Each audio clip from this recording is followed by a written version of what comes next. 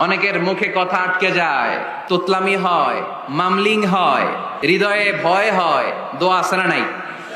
সাইয়েদনা মুসা আলাইহিস সালাম বললেন, রব্বি শরহ লি সাদরি ওয়া ইয়াসসির লি আমরি ওয়াহলুল উকদাতাম মিন লিসানি ইয়াফকাহু কওলি। সুবহানাল্লাহ পড়েন।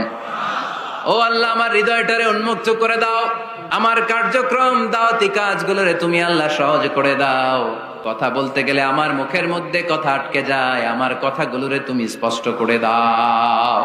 আওয়াজ করে পড়তে হবে আমিন। কোরআন থেকে নেয়া আরবি দোয়াগুলো অনেক কম্প্রিহেন্সিভ, অনেক সুন্দর।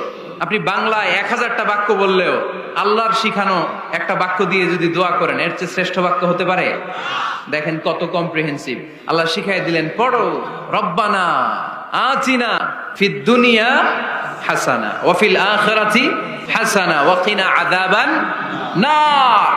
আল্লাহ, তুমি এই দুনিয়ার সব কল্যাণ আমারে দাও, আখিরাতের সব কল্যাণ আমারে দাও।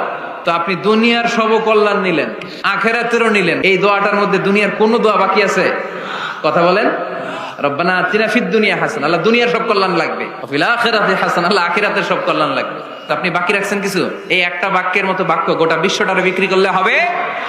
এজন্য কোরআনের দোয়াগুলো আমরা বেশি বেশি করবো ইনশাআল্লাহ। পড়েন।